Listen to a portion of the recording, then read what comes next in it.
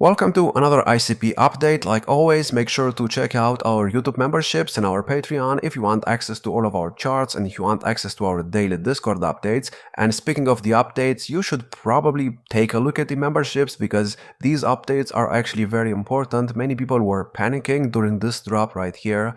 And I was here to pretty much tell you that, yeah, this is nothing to worry about. And the fact that we got another low on the ICP chart right here in the second wave move to the downside is actually very bullish because the structure here did not really look too good. As you know from my previous updates, and I have not made a video about ICP in quite some time, I did not really like the structure because, it invalidated some of the stuff that I had on the chart. It invalidated the 1-2 setup, and yeah, right now, as you can see, it invalidated everything. And I pretty much called this a couple of days ago. Let me actually scroll up on this. I think I actually called this yesterday when ICP was at about $7.82.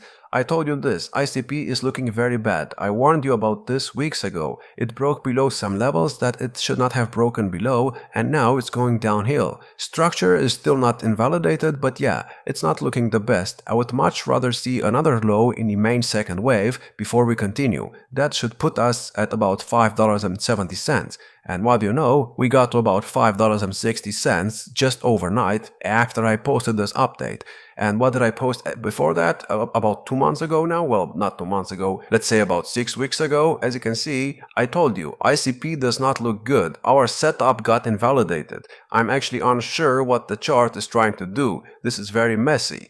And yeah, as you can see, the 1, 2, 3, 4, 5 setup got invalidated. This turned into a diagonal, and I did not really like that because, it was not bullish. So yeah, we invalidated everything, and right now we can finally focus on starting the main third wave move to the upside, which is up here. Now keep in mind, the target for the main third wave would be the 200% extension of the first wave, and that is at $150. I think that's, it's insane to think about that. Is it possible? Well, maybe if ICP is one of the best performing coins of the cycle, we'll have to wait and see. But yeah, there are some other levels that you can watch. For example, the 0.618 support, the 0.618 resistance level of this high right here, that is at about $23. And as you can see, the first wave pretty much got rejected there. So this is an important level to watch. And then we have some other, levels. For example, the 1.272 extension of the first wave and maybe the 1.414 extension. And yeah, these are important levels because if we break above them, the chances of us getting to, let's say, about $100 by the end of the cycle are going to increase. But if we do not manage to break above these levels, then yeah, maybe ICP will not break its previous, August 2021 all-time high. Like I said many times in my previous cycle, I did not really want to take this as the all-time high because there was some manipulation going on around here, so I would much rather take this as the real all-time high. And keep in mind, this is the first bull market for ICP. And also I have to tell you this, but I think we just had a cross on the bull market support band. As you can see, the red line is about to go above the green line, and this is actually not bullish. And once that happens, you can expect ICP to do absolutely nothing for about another month or so, because this always happens. Here, for example, we had a cross on the bull market support band, ICP was just going down, and look at what we did after that. We did absolutely nothing. We just continued going down for about, let's see, about 5 months here. So yeah, we're about to get one again, and it's not really going to be bullish because, here's another example. We had a cross on the bull market support band, and then ICP just started dropping. So yeah, this is definitely not going to look great. And the second wave move down, it could just go on for another 2 months or so before we even start the third wave move to the upside.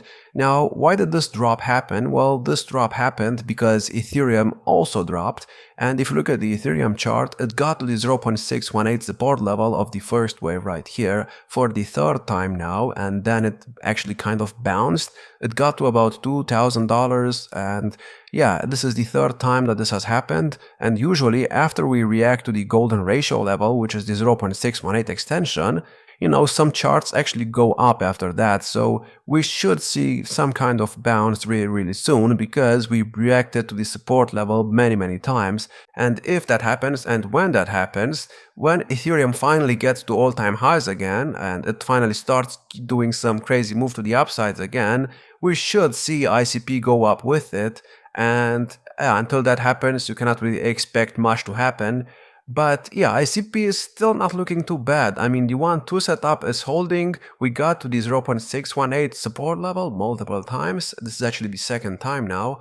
And yeah, even though we invalidated the 1-2 setup that we have on the chart, that we had on the chart, things are actually looking pretty okay, and I'm actually okay with us getting another low, because like I said, the structure that we had on the chart was not really the most bullish structure, so this is actually very good for ICP. And of course, if we drop below the 0.618 extension again, it would turn bearish, and the next target would be at about the 0.786 support level, which is at about $4.33. And yeah, usually we do not really want to drop below the golden ratio level, so we cannot really afford to get another low, which means that right now we kind of have to start bouncing, because if we don't, we might get another low, and that would not be good, because like I said, that would put us below the 0.618 support level, and we don't really want to see that right now. Now, why did Bitcoin dominance get a new cycle high? And if you do not, know about this, yes, Bitcoin dominance just hit a new cycle high in February of a post-halving year, and I have to tell you that this has never happened before in any other cycle. I mean, in the previous cycle, for example, Bitcoin dominance got the top in January of 2021, and in the cycle before that, it happened way before. So the fact that we got a new bull market cycle high at the beginning of February is definitely interesting, and this has never happened before.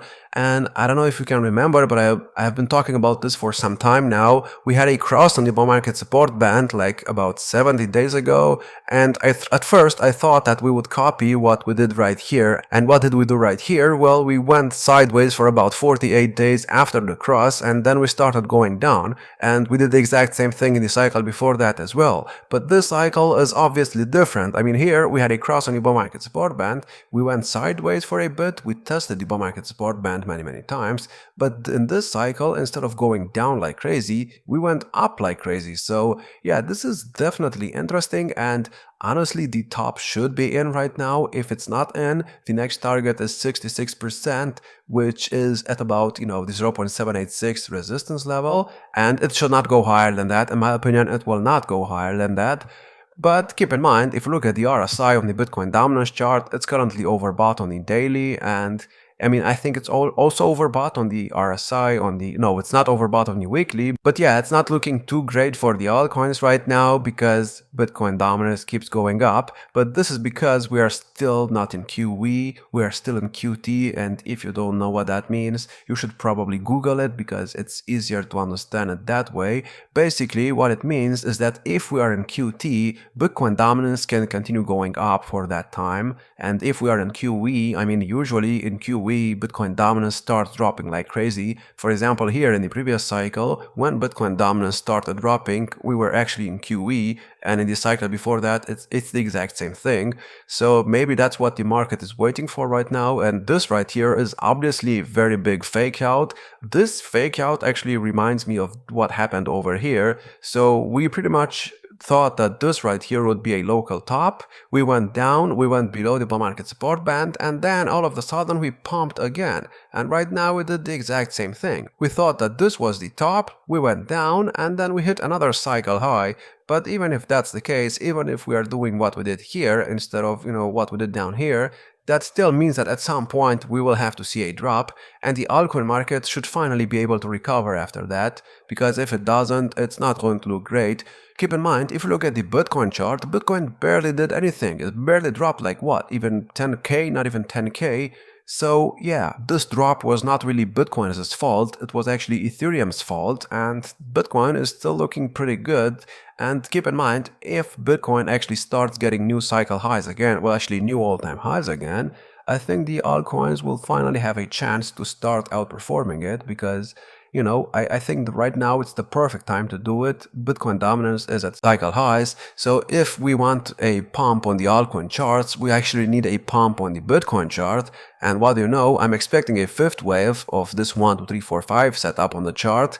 And that fifth wave could put us at maybe even like $130,000 to $140,000, maybe $150,000. And that could happen very, very quickly. I mean, these pumps, when they start, they don't really stop for some time. So I could see Bitcoin hit at least like 130K by the end of February easily if it actually wants to go up. If it just goes sideways, then Bitcoin dominance will most likely continue going up, and that's not going to be great for the altcoins. But keep in mind, Bitcoin dominance is currently at about 62%, and it actually got rejected here. It's down like 2% so far. We're actually 3% so far, and maybe this will continue. Keep in mind, we are above the 0.618 resistance level, and I think that if we get below it, I think that will pretty much confirm that the top is in. But at this point, who knows? And I think we just have to wait for QE to start and for QT to end until something will finally happen. But yeah, ICP is still looking good, and it reacted to the 0.618 support level many times. So it's only a matter of time until we get a third wave, in my opinion. And I don't know if we will get a 4 and a 5 after that. I mean, that's just speculation. Maybe we'll not, because in my opinion, I mean, we don't really have time for that. I mean, the third wave right here could take a couple of months. Maybe it's even going to take the whole year. And yeah, we will not really have time for a 4 and a 5, which means that in this cycle, we will only complete 3 waves instead of 5, which would not be the most bullish thing, but if we get above this high right here, at least it should be fine. So we'll have to wait and see what happens. I hope you enjoyed. If you did, make sure to check out our YouTube memberships and our Patreon if you want access to all of our charts, and if you want access to our daily Discord updates. Like, subscribe, and I will see you in the next one.